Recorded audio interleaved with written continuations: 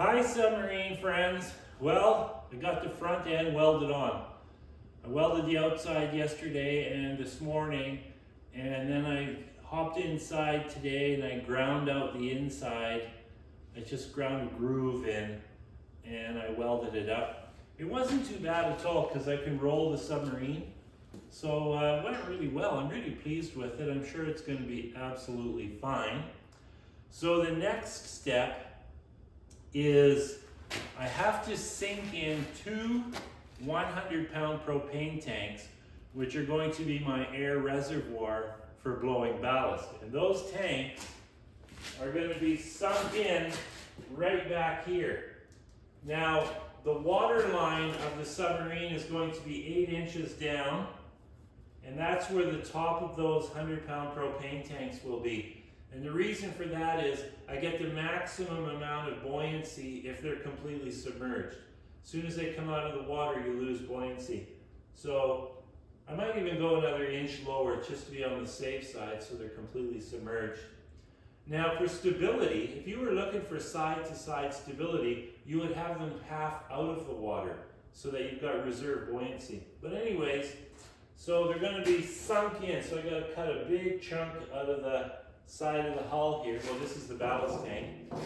So I just got to cut a big section out so they can sink in. I'm doing that because by taking this chunk of steel out, I remove the same weight as the tanks.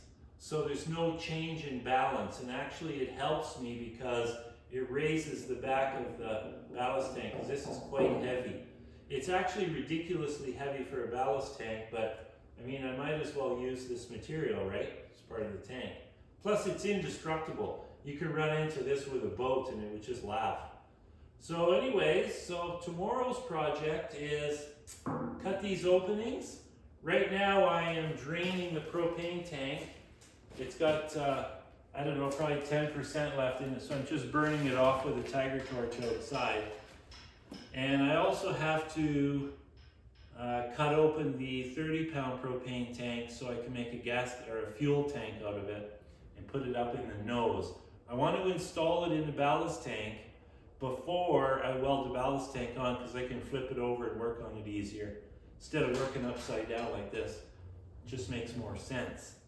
And I rented a larger oxygen tank, so that's why I want to get on this right away, so I can use up the oxygen. Whatever is left over, I just transfer into my small oxygen bottles that I carry inside the submarine. So that's what I'm up to. I'm pretty pleased with this welding the front on. And leaving the fuel tank out was really a good idea because I have an enormous amount of space up front now, like tons of space, in terms of a personal submarine. I mean, compared to a camper or a motorhome, no, it's not spacious. But for a personal submarine, there's a lot of room in there. It's really nice. I was able to weld in there totally comfortable. I got a LED light clamped in there so I could see the welding procedure, and beautiful, absolutely beautiful. Couldn't be happier with the space in there. So that's it for today. Tomorrow we move forward. Ciao.